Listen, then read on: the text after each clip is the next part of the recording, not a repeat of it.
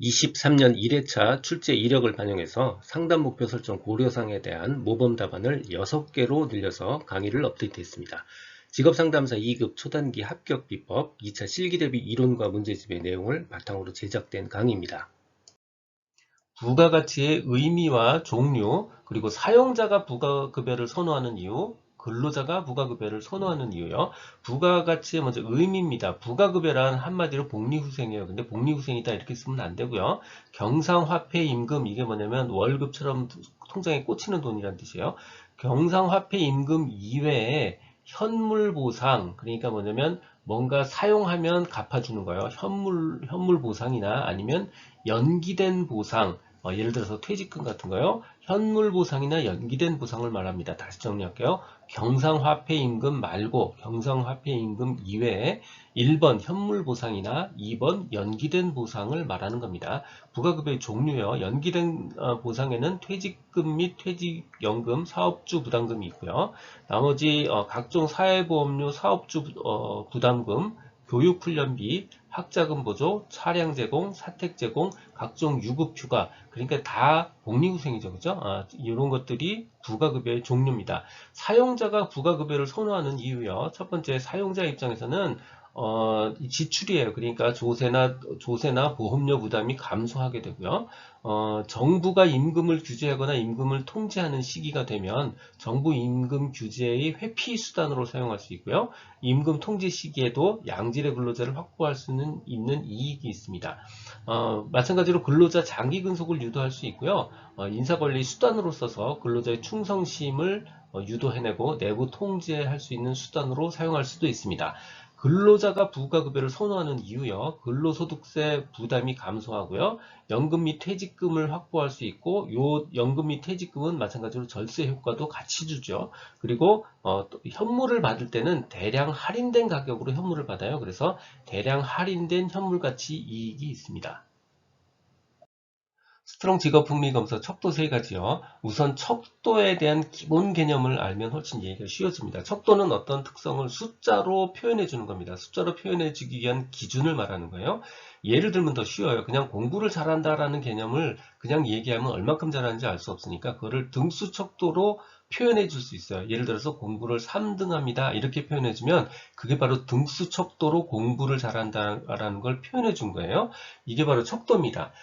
스트롱 직업 흥미 검사에는 세 가지 척도가 있어요. 일반 직업 분류, 기본 흥미 척도, 개인 특성 척도요. 영어도 기억해 주면 더 좋지만 이거 안 쓰셔도 점수를 깎이지는 않습니다. 자, 일반 직업 분류 척도는 기본적으로 홀랜드의 6가지 주제를 그대로 다 척도로 바꾼 거예요. 그래서 수검자의 흥미에 대한 포괄적인 전망을 할 수 있고요. 거기에 기본 흥미 척도는 일반 직업 분류에다가 특정한 흥미들로 또다시 세부 척도를 추가한 거예요. 그래서 특정한 흥미들로 세분화시킨 것, 그게 바로 기본 흥미 척도고요. 세 번째, 개인 흥미 척도요. 개인의 어떤 업무 스타일, 업무 유형 혹은 학습 스타일, 학습 유형 등 모두 4개 척도를 더 추가를 했고요. 여기에 이걸 통해서 일과 일상생활에서 개인이 어떤 스타일, 어떤 방식을 선호하고 편안하게 느끼는지 그거를 측정하기 위한 척도입니다. 다시 최종 정리하면 일반 직업 분류, 기본 흥미 척도, 개인 특성 척도입니다. 저는 이거를 일, 개, 미라고 외웠어요. 일반 직업 분류, 개인 특성 척도, 기본 흥미 척도. 그래서 일개미라고 저는 외웠습니다. 기혼 여성의 경제활동 참가 결정 요인은요, 내용들을 쭉 보시면 다 상식적이에요. 하나도 어렵지 않아요. 근데 정말 어려운 건 무려 우리가 6가지나 적어야 된다는 게 어려운 겁니다. 그래서 분할시켰습니다. 나눠서 외우면 훨씬 쉬워요. 첫 번째는 가사와 육아 그룹, 두 번째는 소득 그룹, 세 번째 고용 환경 그룹, 마지막으로 교육 수준에 관련한 내용, 이렇게 4가지 그룹으로 분할시켜서 나눴고요. 이 전체 내용은 여성 경제 활동을 떨어뜨리는 요인을 기준으로 적혀 있어요. 만약에 여성 기준을 올린 쪽으로 문제가 나왔다 그러면 요거에 반대로 적으셔야 되는 거예요. 자, 첫 번째 가사와 육아에 관련해서는 자녀 수가 증가하면 여성 경제 참가 떨어지고요. 가계 생산 기술이 후돼서 해야 될 일이 많으면 마찬가지로 여성경제활동 참가가 떨어집니다. 소득이요. 소득 효과가 대체 효과를 압도하는 경우 혹은 배우자 소득이 많거나 증가하고 있는 경우 여성경제활동은 당연히 떨어집니다. 고용 환경에 대해서 법적 제도적 장치가 부족해서 육아시설 등이 부족하면 여성경제활동은 당연히 떨어지고요. 고용시장이 경직돼서 시간제 근무제나 단시간 근무 같은 그런 다양한 형태의 일자리가 없으면 마찬가지로 여성 참가 떨어집니다. 교육 수준이요. 선진국의 경우 여성 교육 수준이 낮을 때 여성 경제의 참가가 떨어지는 경향이 있습니다. 다시 정리하면 가사 육아 그룹, 자녀 수의 증가와 가계 생산 기술의 낙후, 소득 효과가 대체 효과를 앞다하는 경우와 배우자의 소득이 증가하는 경우, 고용 환경, 법적 제도적 장치가 부족한 경우, 그 다음에 고용시장이 경직된 경우, 마지막으로 교육 수준, 여성의 교육 수준이 낮을 때입니다. 상담의 목표 파트입니다. 쉐르츠와 스토운의 상담 목표, 직업 상담의 목적 5가지, 그리고 기즈버스 크라이티스의 상담 목표를 설정할 때 고려사항까지 다루고 있습니다. 여기서는 직업 상담의 목적 5가지를 설명을 하면서 쉐르처에서부터 기즈버스 크라이티스까지 통합해서 한번 설명을 드릴 거고요. 쉐르처와 스토운의 상담 목표, 그리고 상담 목표 설정 시 고려사항 부분에 대한 모범 답안을 설명할 겁니다. 나머지 부분은 충분히 설명이 됐으니까 교재 모범 답안을 통해서 손으로 익히는 과정만 반복하시면 됩니다. 직업 상담의 목적 5가지를 쓰는 문제입니다. 직업 상담의 목적을 공부하기 전에 일반적인 상담, 직업 상담이 아닌 일반적인 상담의 목표를 알고 구분하면 훨씬 더 이해가 쉽습니다. 쉐르츠와 스토운이 말한 상담의 목표요. 문제를 해결하고 의사결정 능력을 함양시키고 행동 변화를 촉진하고 개인의 효율성을 향상시키고 정신건강을 증진시키는 부분이에요. 자, 이건 직업 상담이 아니고 일반적인 상담이에요. 자, 이것이 직업 상담이 되면 거의 1대1로 같이 변화합니다. 직업 상담의 목적이요. 문제 해결이 먼저 결국 자신에 대한 올바른 이해를 하는 거고요. 직업 문제를 똑바로 이해하는 겁니다. 즉 자기 인식 능력을 향상시키고 직업 문제를 인식하는 거죠.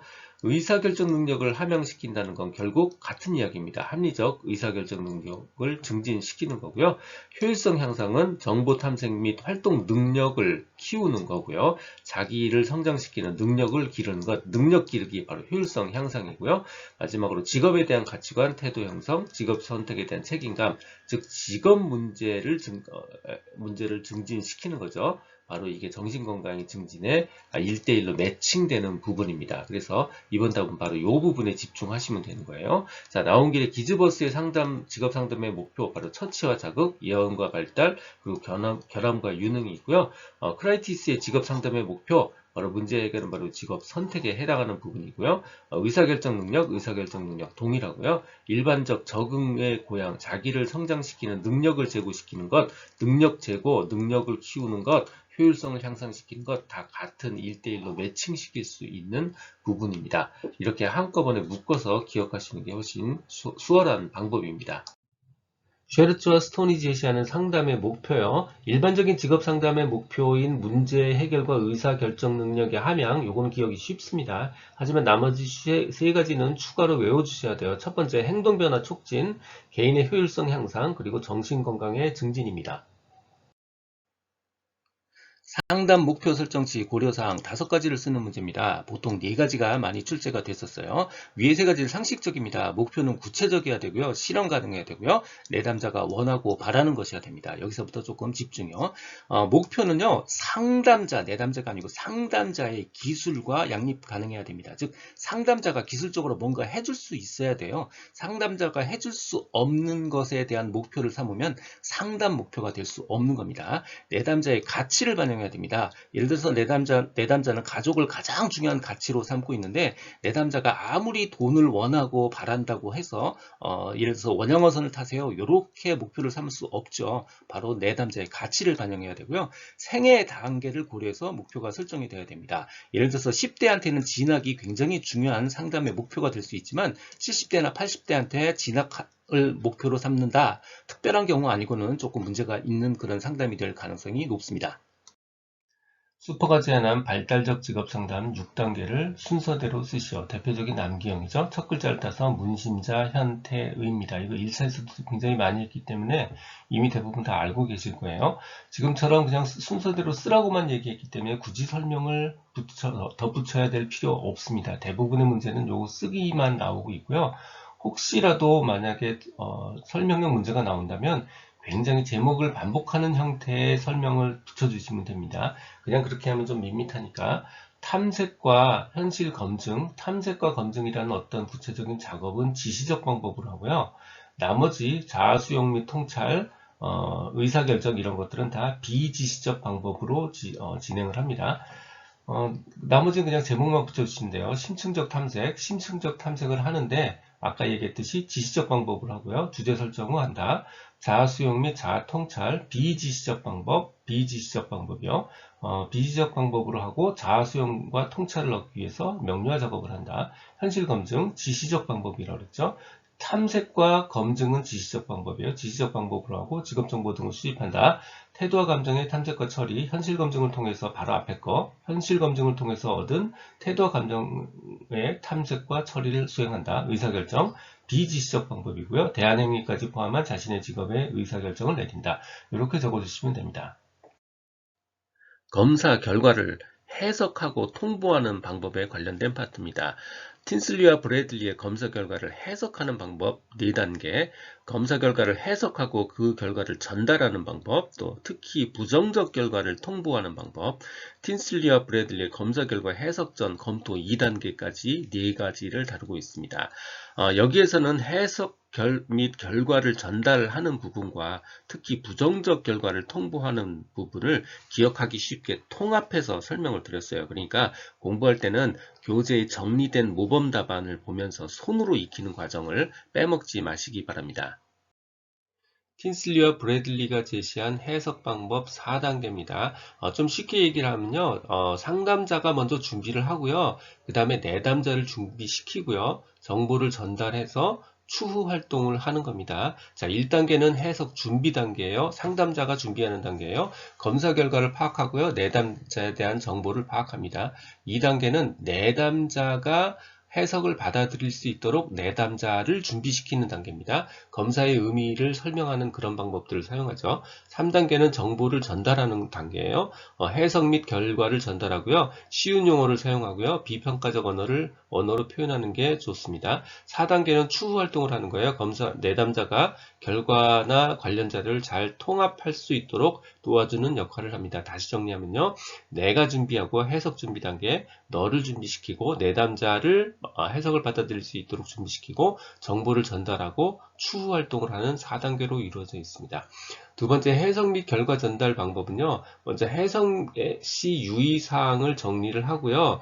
특히 그 중에 결과가 부정적일 때 나타나는 특징적 현상을 좀 추가하면 2가지를 한꺼번에 같이 정리할 수 있습니다. 자, 첫 번째는 공통적으로 내담자 방어를 최소화해야 돼요. 내담자 방어를 최소화해야 되는데 특히 부정적일 경우는 해석이라는 방법을 통해서 내담자 방어를 최소화시키면 도움이 됩니다. 두 번째, 내담자 반응을 고려해야 돼요. 내담자 반응을 고려해야 되는데 특히 부정적인 경우에는 내담자가 충격을 받지 않도록 해야 됩니다. 해석 방법은 쉬운 언어를 사용하고요. 특히 부정적인 경우에는 그냥 전달만 해서는 되는 게 아니고 기계적인 전달은 좋지 않고요. 질적 해석을 추가시켜 줘야 될 필요가 있습니다. 마지막 주의사항이요. 해석 시 유의사항에서는 객관적이고 표준화된 자료를 사용하는 게 중요하고요. 부정적인 경우에는 특히 비밀 보장에 주의해야 합니다.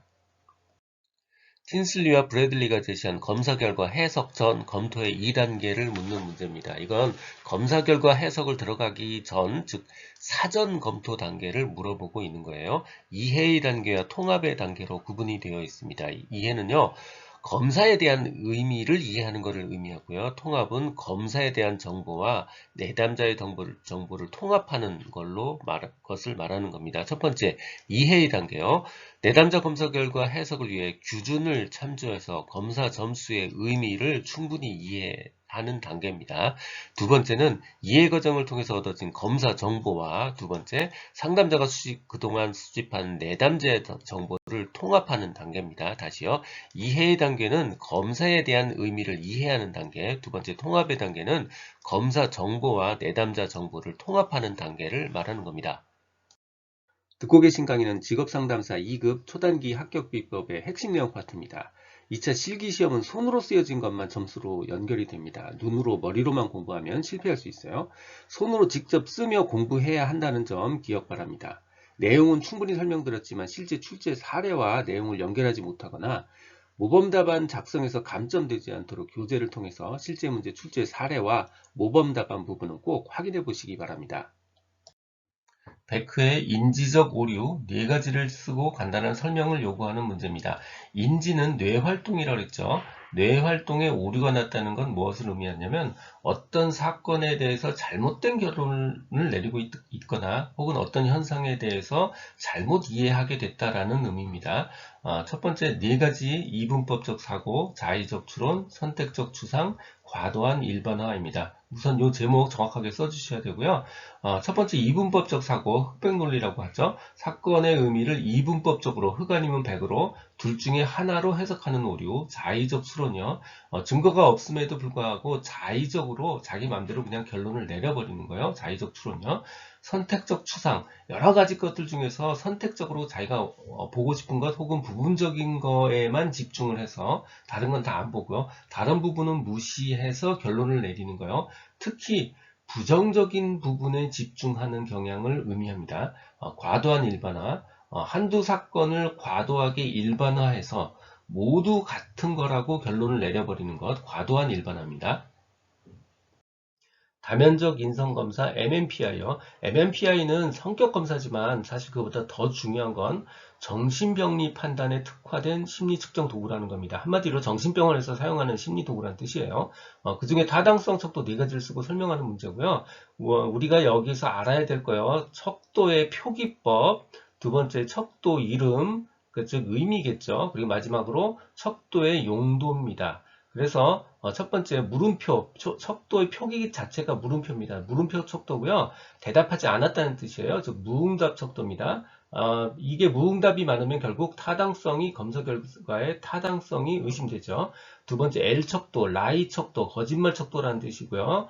결국 뭔가 자신을 부인한다는 뜻이에요. 자신을 억압하고 부인하는 경우에 나타나는 척도고요.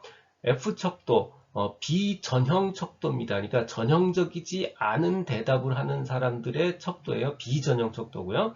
보통 사람과는 다른 비전형적인 반응을 나타낸다는 의미죠. 그러니까 결국 불안과 자아 정체성의 고심을 하는 경우에 나타나는 척도입니다. 마지막으로 K 척도요. 커렉션 척도, 교정 척도입니다. 자꾸 뭔가 고친다는 뜻이겠죠. 즉 뭔가 숨기거나 하는 경우가 많다는 뜻이에요. 그래서 정신장애인을 숨기는 피검자, 뭔가 자꾸 바꾸니까 숨기는 피검자를 가려내기 위한 척도고요. 방해심, 경계심이 우려되는 상황입니다. 크롬볼츠가 제시한 진로 선택에 영향을 주는 3가지 요인을 쓰고 설명하는 내용입니다. 첫 번째, 유전적 요인과 특별한 능력, 두 번째, 환경 조건과 특정 사건, 세 번째, 학습 경험, 네 번째, 과제 접근 기술이요. 이거 정확하게 한 용어 그대로 살려서 표현해 주셔야 됩니다. 근데 생각해보면 요즘 상황에서는 이 4가지 그냥 굉장히 상식적이고 누구나 다 알고 있는 내용이에요. 그래서 예를 들어서 유전적 요인과 특별한 능력, 원래 태어나기를 그렇게 유전적으로 우월한 유전자를 가지고 태어나면 훨씬 더 진로 선택에 유리해지죠. 자, 두 번째, 환경적 조건과 특정 사건이요. 예를 들어서 부모 잘 만나서 좋은 환경에서 크고 여러 가지 사건들 많이 경험해 보면 훨씬 선택의 폭이 넓어집니다. 예를 들어서 인터넷에 개발되는 환경에서 커야 인터넷에 관련된 진로 선택을 할 수가 있어요. 그러니까 기술의 발달이 진로 선택에 영향을 미치는 거죠. 세 번째, 학습 경험이요. 결국 잘 배운 놈이 유리하다는 뜻입니다.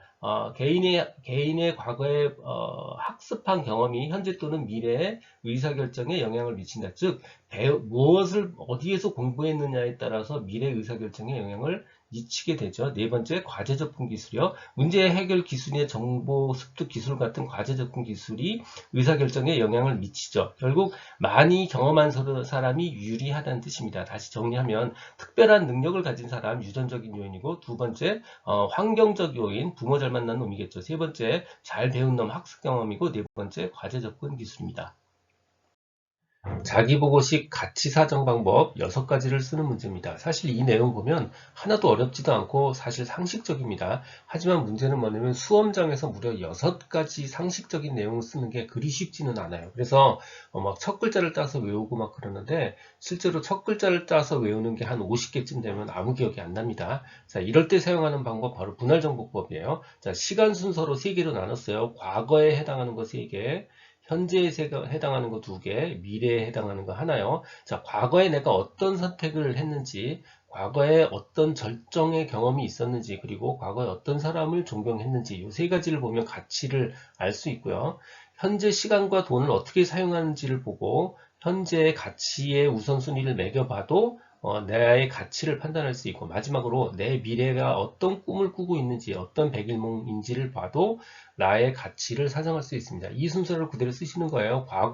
과거의 선택 회상하기, 과거의 절정 경험 조사하기, 존경하는 사람 기술하기요. 자, 현재에 해당하는 거, 현재의 자유시간과 금전을 어떻게 사용하는지, 체크 목록의 가치의 우선순위 매기기, 마지막으로 내 어떤 미래에 어떤 백일몽이 있는지 백일몽 알아보기, 이렇게 6가지를 쓰시면 됩니다. 비합리적 신념의 뿌리를 이루고 있는 3가지 당위성, 예를 들어 설명하는 문제입니다. 자, 첫 번째 자기에 대한 당위성, 타인에 대한 당위성, 세 번째 조건에 대한 당위성이에요.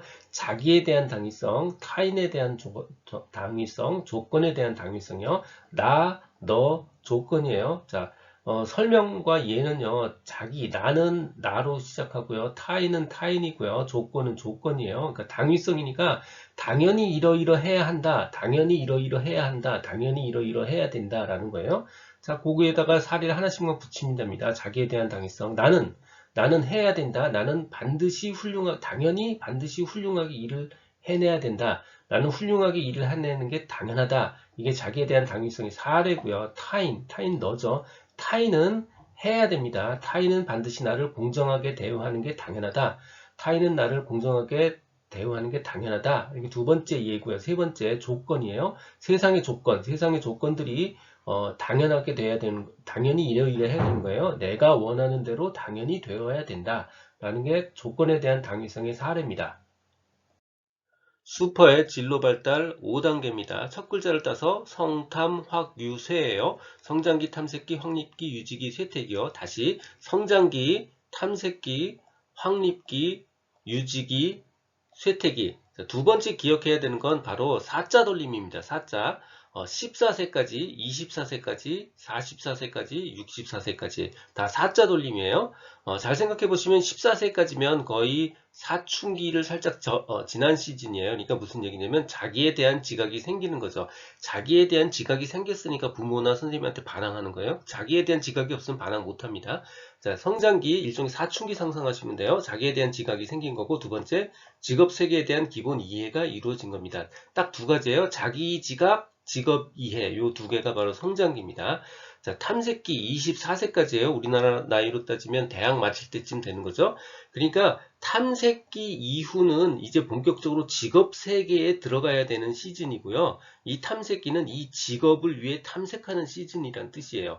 그러니까 무슨 얘기냐면 직업을 탐색하는 시간이고요. 직업을 탐색하는 방법에는 학교를 다녀서 학교 생활을 해서 직업을 탐색하는 경우도 있고, 이런저런 시간제 근무나 파트타임 잡 같은 일을 통해서 직업 탐색을 시도하는 방법이 있어요. 그래서 학교 생활 혹은 시간제 근무 등을 통해 직업 탐색을 시도하는 시기 탐색기고요.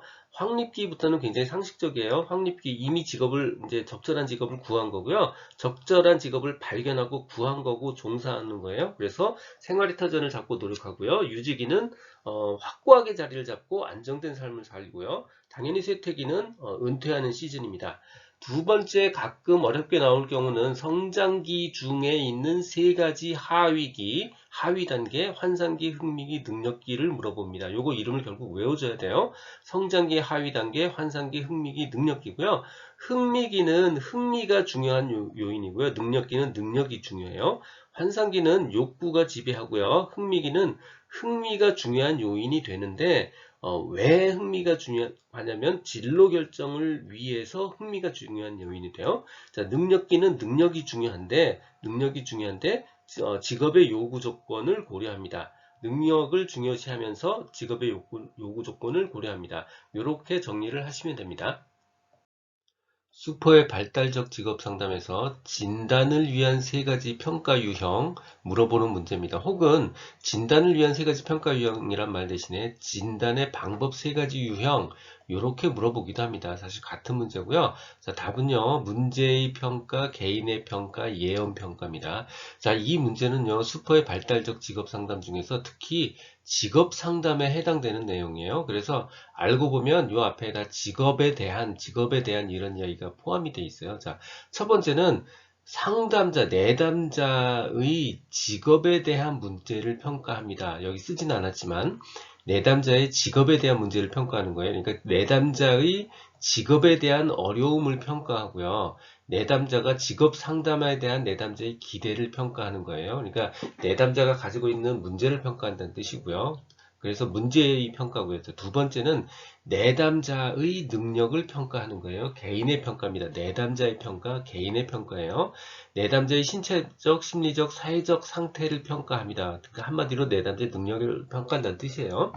마지막으로는 앞에 했던 문제의 평가, 두 번째 했던 개인의 평가, 즉 문제 평가하고 개인을 평가한 거를 바탕으로 해서 이 내담자가 결국 성공하고 만족할 것인지에 대한 예측 평가, 예언 평가를 하는 겁니다. 다시 정리할게요. 첫 번째 문제를 평가하고요. 두 번째 개인을 평가하고 세 번째 예언을 평가합니다. 문제의 평가는 내담자의 어려움과 내담자의 직업 상담에 대한 기대를 평가하는 거고요. 개인의 평가는 개인을 평가하는 거예요. 그러니까 신체적, 심리적, 사회적 상태를 평가하는 거고요. 예언 평가는 문제 평가와 개인 평가를 바탕으로 해서 이 내담자가 성공하고 만족할 것인지에 대한 예언 평가를 하는 겁니다. 지금까지 라디캠지기 꾸벅이 박종규입니다. 고정 댓글에 질의응답을 위한 카페 링크와 교재 구매 링크를 넣어드렸습니다. 또 지금 화면 좌측 상단에 재생 목록을 누르면 필요한 부분 선택해서 들을 수 있습니다. 도움이 되셨다면 좋아요, 구독 부탁합니다. 감사합니다.